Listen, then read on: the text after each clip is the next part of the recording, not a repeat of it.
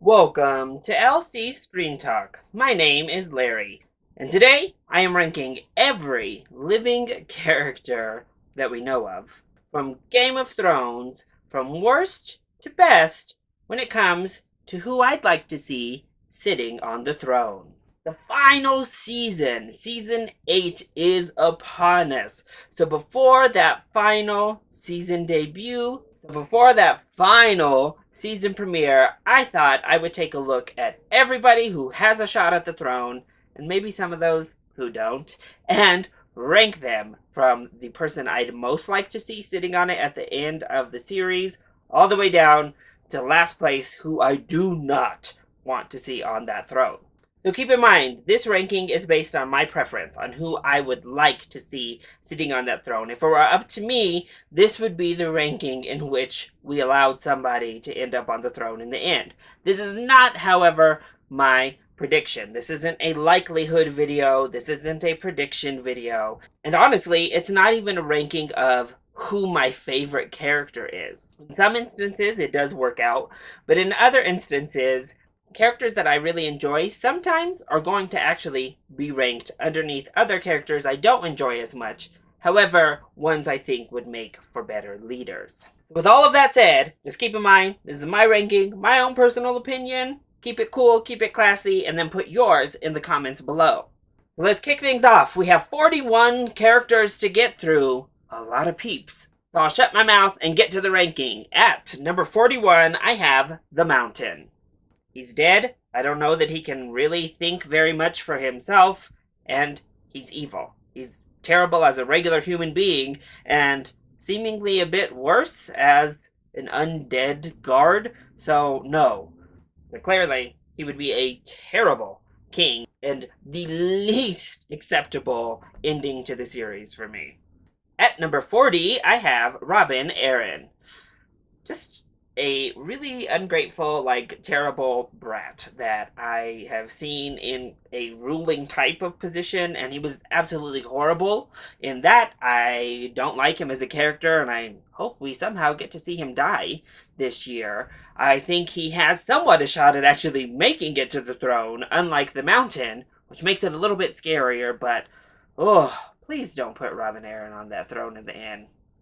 At number 39, I have Euron Greyjoy. So he's kind of funny. That's what puts him above the other two. He's had a few quips, a few laughs, but he's a misogynistic, sexist pig that is a terrible human being, and I would not want to see him actually succeed in marrying or just taking over and getting to that throne. At number 38, I have Cersei Lannister. That's right, our reigning current queen, all the way down at number 38. If they don't kill Cersei, and she keeps that throne and keeps that crown, and finishes the series with it, I'll probably riot. That is one of the scenarios that very likely could take place, and they could troll us all and do that, and I would die. So I'm a little bit nervous Cersei might keep her crown. I put her above the others because she at least has queen experience. She's at least an intelligent person at some level, but she's completely terrible at actually leading and has been a horrible queen thus far, so she's got to go. I don't want her on that throne any longer. At number 37, I have Cryborn. I put him above Cersei because I think he's at least a little bit more inventive. I like that science-y aspect to him. While I still think he's evil and would be horrible as a king, and I would never want to see it, at least he has a scientific mind to him, a curiosity to create. So, maybe he could do a thing or two. I don't know. Don't want to see it, but 37 it is. At number 36, I have Arya Sand. Yes, she is still alive. We've not seen her perish yet. She's just watching her daughter die and rotting away in a cell. The likelihood of Arya getting anywhere near that throne is 0%. But I really don't want to see her get to that throne either. I do feel bad for what she's going through now, but kind of evil. She wasn't a very good person when she wasn't locked away in that dungeon. So I don't think she'd be a good queen, and I don't want to see it. At number 35, I have the Night King. That's right, y'all. I put the Night King above Cersei Lannister. If this series has to end with a villain on the throne, I would rather it be the Night King over Cersei. Just kill them all and have the Night King reign supreme then. Obviously, I don't want the Night King to win. That's why he's still only number 35. But I guess, have we seen evidence to show he's not good to the people he leads? I don't know. But obviously, in order for him to get to the throne, he has to kill everyone. But I don't want it to happen. It's just not the worst case scenario for me. At number 34, I have Melisandre. Right? The Red Priestess comes in a little bit higher than she might have a couple seasons ago, actually. Obviously, Melisandre is just absolutely crazy. She follows this god, this fire god, to literally the most evil of ends, burning children alive at the stake. But over the last couple of seasons, I think she has kind of sobered up just a bit. She has been humbled, certainly, and it's changed her character just marginally to a more tolerable level. Still can't forgive her for burning a child at the stake or like sending a demon like sledge ghost baby after my poor Renly, but it wouldn't be the worst thing for Melisandre to sit on the throne in the end, I guess. At number 33, I have Rhaegal. That's right, Rhaegal the dragon ranks above all of these others. The mythical creatures are included in this list, and they rank above everybody you just heard. I would rather see the dragon Rhaegal, who we haven't really got to know as a character throughout all these years on that throne. That is like my baby. These dragons are my babies. And I think he would do a better job than putting one of them on there. At number 32, I have Ghost. The second of our mythical creatures to make the ranking. Ghost has shown extreme loyalty to Jon Snow, and I just love Ghost. So I think he would be a good old direwolf sitting on the throne. We've certainly seen more of his leadership potential as a character than we have for Rhaegal. At number 31, I have Drogon, the other of Daenerys' remaining two dragons. Obviously, we've seen a lot more of Drogon. We've gotten to connect to him a little bit more as a character because he's the dragon Daenerys takes with her everywhere. We love Drogon. He was obviously very temperamental when he was younger, but he went on. He had like a journey of self-discovery on his own, and I think he's grown from it and would make a much better king than any of the folks listed below. At number 30, I have the last of our mythical creatures. I have Nymeria. She has leadership experience. Clearly, she is thriving as a queen of her pack, the leader of that wolf pack up in the north. She's killing it as a leader. So she has more experience than any of our other mythical creatures, and than most of these other people, even some to come above her. However, she still is a dire wolf, and we don't really have a precedent for non-human creatures sitting on the throne. So I think Nymeria would be a kick-ass leader, but her being the leader of the Seven Realms, I don't know. At number 29, I have Gilly. Gilly is perfectly sweet. She is an endearing, lovable character. However, she's just not very smart. She's not very battle savvy. She's not very politics savvy. And she's learning how to read, which is great. But yeah, I just couldn't quite endorse her as taking over and being a queen. I think she'd be a lovely leader, just not a very effective one. At number 28, I have Hot Pie. Another character. Sweet, lovely. We are endeared to this person. He's great. But I haven't really seen anything that would instill any sort of confidence in me that he could make a good king. At number 27, I have Bronn. Now, Bronn is a capable fighter. I think he's a good strategist and an intelligent person. However, being a sellsword, I think, really devoids you of much loyalty or much in the way of, like, staying and standing for what the country is supposed to stand for. So, Bronn is a little bit too much of a self-centered character, all about his own survival, that I think he would quickly pitfall into not being the best of leaders. At number 26, I have Theon Greyjoy. If you had asked me about Theon a couple years ago, he would have been way further down on this list. He still has way too many mental problems to actually be an effective leader. However, I think his heart is now at least in the right place. I think he has learned, and he showed a little bit of leadership and gusto at the end of season 7 to go save his sister. So he showed me a few things that gave me a little bit more confidence that he would be an okay king. However, still don't want to see it. At number 25, I have Bran Stark, or the Three-Eyed Raven. Bran is like a weird character. Obviously, he has a ton of knowledge, and he would be super effective as more of an advisor type role to the leader on the throne, rather than actually being a good king himself. Obviously, he's super weird now. He's not really one of my favorite characters, but he's useful, he's effective, and he has a very great gift. So, wouldn't be the worst thing in the world if Bran ended up on the throne. I just don't think he has the potential to be a good king. At number 24, I have Jacques Hagar, aka the Faceless Man. He with no name. Again, he's an assassin, basically, so why do we want that as a leader? It's not about the power, it's about giving up all of your identity. I don't think he'd ever want to be king. However, he has shown a certain persuasion and leadership skill set in leading the Faceless Men. So maybe he'd be not the worst, but he certainly wouldn't be the best. At number 23, I have the Hound. The Hound has grown so much throughout the series and has really shown some leadership aspects to his character, especially in recent seasons. But his time with Arya really transformed him as a person just through and through, and now he fights for a lot more honorable purposes and the bigger picture. So I don't think the Hound would be terrible. However, I also don't think he would be a very good king. I don't think he really has qualities that would make for a good leader. So 23rd seems about right. At number 22, I have Beric Dondarrion. The big problem that holds Beric back is the same as Melisandre. He follows this fire god that he sees, and that's dangerous as a leader and as a king for a country. Following this religious figure, as we've seen in the show, is recipe for disaster, especially when you kind of just blindly follow and do what you think they're telling you to do. He has shown great leadership skills with the Band of Brotherhood. He has shown to be a pretty stand-up person at large, it seems. However, it's not working for me, Beric. I'm sorry. Stick with your awesome, lightsaber style fire sword.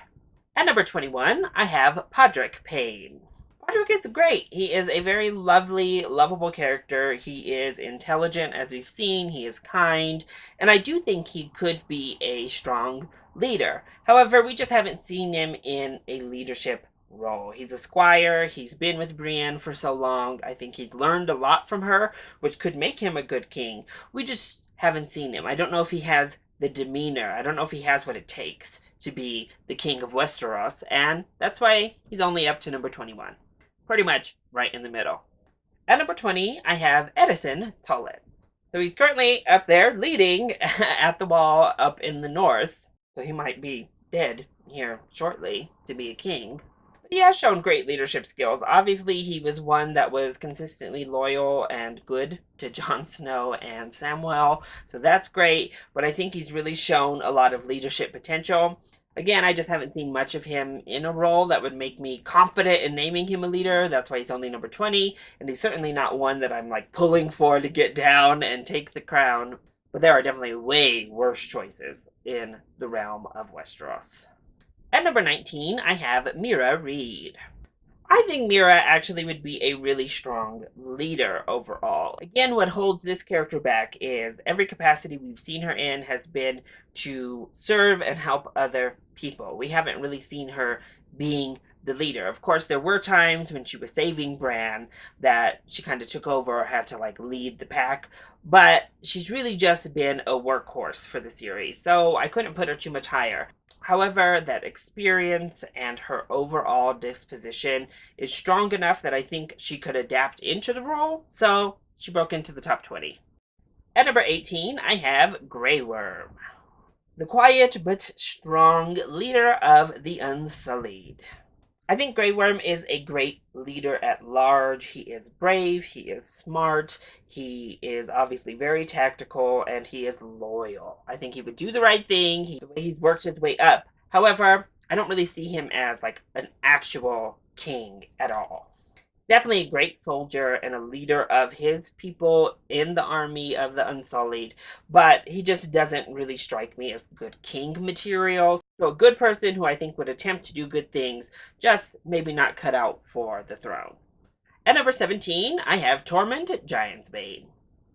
We all love Tormund, don't we? He has definitely been a leader in getting the wildlings more integrated to normal society. He really supported Jon. He really got his people to come around, which shows great leadership skills.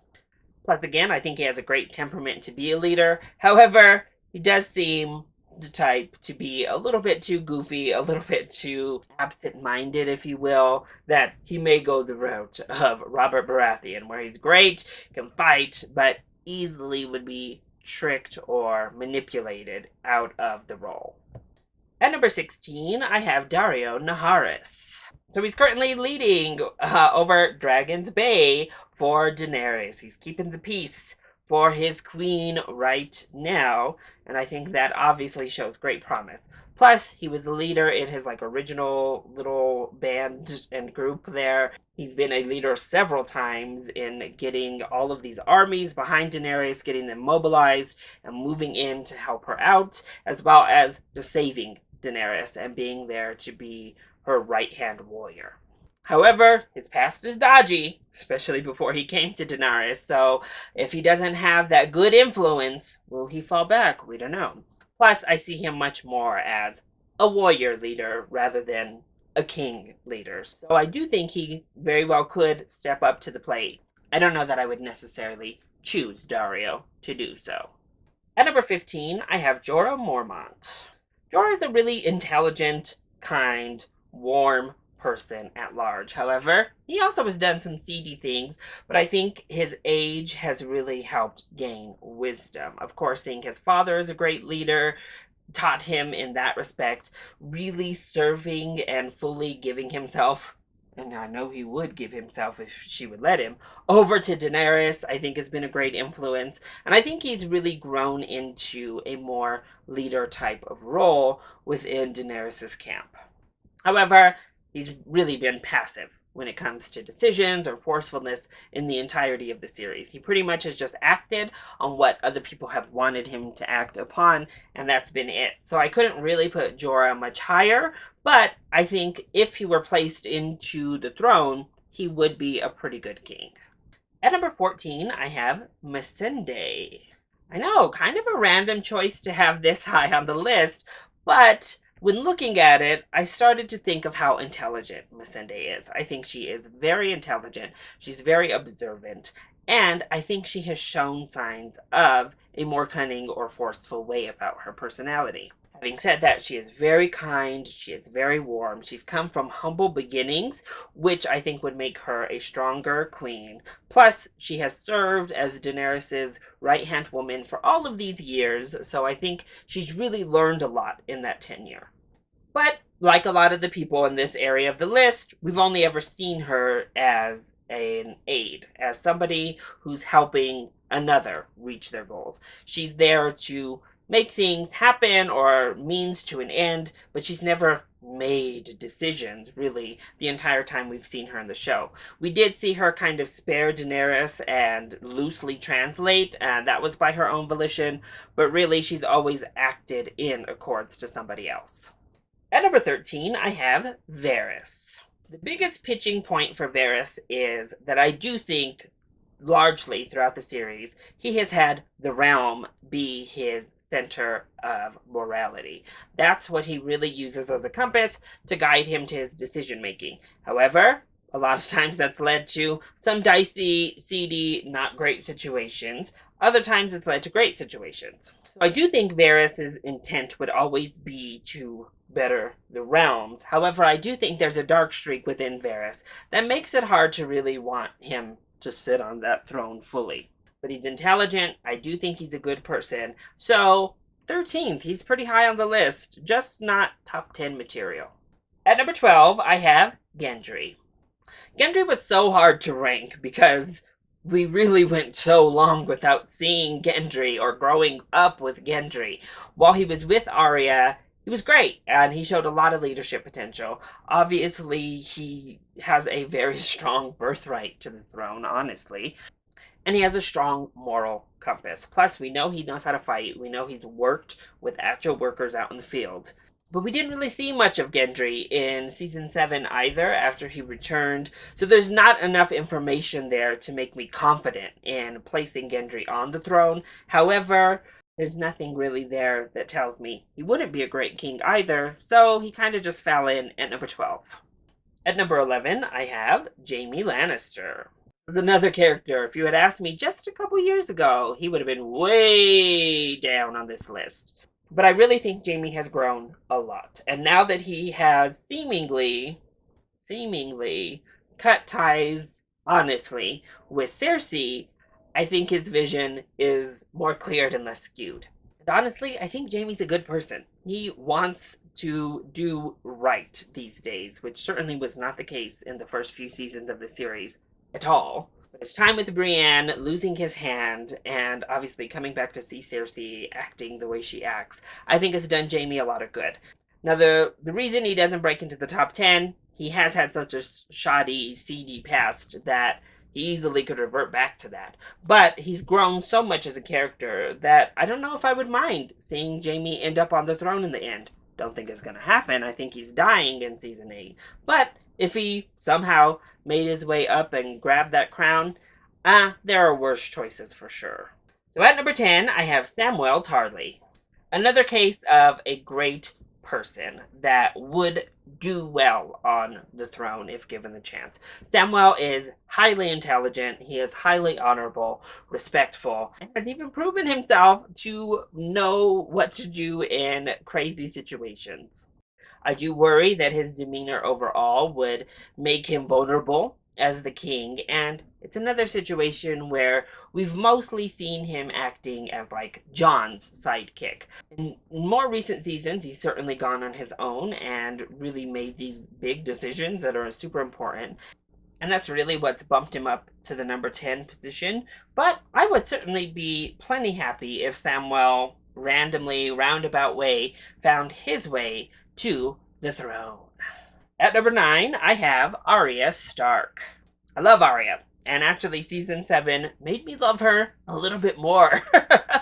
Obviously, I think she's honorable. I think her intents have always been very clear. I think she would be a great leader. What keeps Arya from moving any higher up on the list is that I don't really think she wants the throne, first of all, like, at all.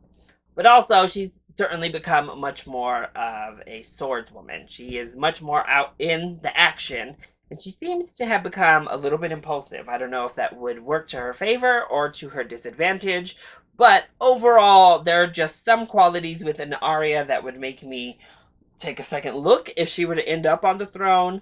But overall, mostly I would be fine with it because Arya's kick-ass. And so I don't know that I would care. Honestly, and wouldn't mind her winning the Game of Thrones. At number 8, I have Yara Greyjoy. This is obviously under the presumption she's still alive, that she wasn't randomly killed off screen by Euron. But I do think Yara has shown to be a great leader in what we've seen from her. She is very diplomatic but strong. She is pretty even-handed and even-keeled, but is still a skilled fighter. And she knows how to jive and move to make alliances. Of course, right now she's captured and may or may not still be alive. We don't know. But if Yara breaks free and sits on the throne, I think she would actually make a pretty great queen. At number 7, I have Davos Seaworth. Davos is great. He is certainly one of the most pure-hearted, intelligent characters on the show. Obviously, he has served his entire run on the show as an advisor to one person or another, and now he serves with Jon Snow, helping him to make decisions. We've seen these kings, or these kings-to-be, really not listen to Davos quite a bit, and it usually doesn't work out all that well. So that gives me evidence Davos would be a really great decision maker overall. He is intelligent. As I said, he's pure-hearted, and I think he would be a wonderful king if given the chance to lead. We just haven't seen it, really. At number 6, I have Brienne of Tarth. Another character that I think has about zero interest in sitting on that throne in the end. That's not her goal. And I do believe she'd be much better suited as a loyal knight to the king or queen to be. But I also think she would be a really great queen herself. Brienne is loyal, maybe to a fault. She is obviously very much law-abiding and good. She is fully good. Plus, she knows how to fight. She would be very great when it came to tactical aspects of being a queen.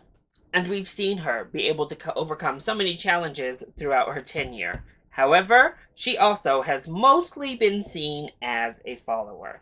Thankfully, due to people like Tormund and very clearly someone like Pod, she has gained leadership and she has gained confidence. And it's in that confidence that I think she would make a very competent, very good queen, though I know she would never want it. At number 5, I have Lyanna Mormont. I know, a really random character that I have all the way up at number 5. First of all, I love Lyanna Mormont, so there's that. But secondly, we've seen her. We've seen her as a leader of her people. She is outspoken, she is strong, she is fierce, she is everything as a leader of Bear Island. She is also very loyal, also very diplomatic, and although young, I think she'd probably be the best child leader we've seen on the series to date. I think Lyanna Mormont would kill it as a queen, honestly, so she's up at number 5. At number 4, I have Sansa Stark. Now, Sansa is not really one of my favorite characters, and I don't really want to see her end up on the throne, if I'm being honest. However, just looking at her as a character, I think she would make a good queen. She has learned from both places of hurt and out of just experience and getting to witness other kings and queens in action. Everyone from Marjorie and her ways of manipulation to the current queen herself, Cersei Lannister. She spent time with the likes of Tyrion, the dreadfulness and horrible leadership of Ramsay. She has seen the ways that Littlefinger has gotten things done and made a coup herself here in the last season with her sister and Bran. We have seen her in a leadership position as the Lady of Winterfell, and all signs have pointed to her doing a really great job there, so I don't really think there's any reason to think Sansa wouldn't do really well as the queen. I do question her decision-making at times, and I question her overall demeanor and her thought process, but I think it's pretty undeniable that she is well equipped for the role. All the way up at number 3, I have Tyrion Lannister. I know, you can already tell this is going to be such an original top 3, right? But Tyrion is great. I honestly think he would be a great king. Now that he is officially the hand of the queen, he has done a serviceable job, though he has had hiccups. He's obviously served many roles to the royalty, being a Lannister, and he's done great in all of them. He showed his worth defending that useless city. He's obviously one of the most intelligent characters in this entire series. He has nothing but the best of intentions always, and he also comes from a big place of hurt that I think would help propel him upward and make him a better leader overall. Now, some of his strategy as of recent has been called into question, though I think it has more to do with being unprepared for just how crazy and sinister Cersei is. But overall, I think that Tyrion would make a really great king. In at number 2, I have Jon Snow. So quite possibly the rightful heir to the throne, Mr. Jon Snow. Or should we say Aegon Targaryen? Throughout the entire series, Jon has shown he would be a fantastic leader. Though sometimes I do think he falls into Ned Starkisms, where he blinds himself to what is coming or what is going to happen. That naivety hurts him. Got him killed one time. Jon is a good person who has nothing but the best of intentions. He knows how to fight in the battlefield clearly. He is an overall good tactician, though Battle of the Bastards showed a little bit of his weakness there as well. He is smart. He comes from a certain place of hurt as well, and I think overall he would be a fantastic king. He's done a wonderful job with leadership in the Night's Watch and as King of the North. However, he's already pledged his allegiance to Daenerys, and I don't know that he really wants the Iron Throne if we're being honest. He's obviously one of the big contenders to sit on the throne when it's all said and done, and if that were the case, I would be pretty flippin' happy because I think Jon would be a fantastic king. So my number one pick for who I think should sit on that Iron Throne to conclude the series, well, wasn't it obvious? That's Daenerys Targaryen. Daenerys has been my pick pretty much the entire series. Talk about a come-up. That is our girl Dany. She was sold off as a slave, raped, had to come through that, had to come through the Dothraki several times at this point, if we're being honest. And she's amassed this huge army, mostly out of being a good person. And honestly, freeing slaves, freeing people along the way, staying in cities. It took her so long to get to Westeros because she wanted to make sure the changes she was making along the way were going to stick. That these were actual changes and that we could build a better world. Sounds like great queen material to me. And even in this last season where people think she had gotten so crazy and so headstrong, every single time she listened to her advisors, took what they had to say into consideration, and then made a decision. Most of the times, the decisions lined up with what her advisors said. Other times, I think she was right. You can criticize her for that Tarly burn if you want. I don't understand why people think it was wrong. Also, she didn't attack a city. She attacked an open army who had just slaughtered an entire house. So, you're in the army, you're in battle, you're in war, you're fair game. She has shown she will do whatever it takes for her army, for her people, for her loved ones. She is deeply caring, and she is a ferocious, wonderful queen. I think she's been a great leader. She has assembled the biggest army out of goodwill that we've seen on the show, including now the North. And honestly, I think she is the best leader in the series and most deserving of sitting on that throne in the end. We have built up 7 seasons for her to sit on that flippin' throne, and I hope it comes true. I am very much preparing myself, though. I think my girl has a very high chance of dying this season, and a very high chance that she doesn't end up on the throne. But on the flip side, she also is one of the main contenders to lead it all when the series is concluded. So she is my hope, and she is my pick to sit on that Iron Throne to conclude it all. So that's it. That is my ranking of every living character that I could think of, still in Game of Thrones, ranked worst to best on who I'd like to see sitting on the Iron Throne at the end of the series. What did you think of my ranking? Do you agree? Do you disagree? But more importantly, who do you want to see sitting on the throne when it all comes to an end? Let me know either in the comment section down below, or you can hit me up on Twitter. Also, make sure you hit that like button down below if you enjoyed this video and enjoy Game of Thrones content, and subscribe to the channel so you are always up to date on our latest videos. I love you all so much for your continued support. Thank you for watching, and I'll see you next time. Bye!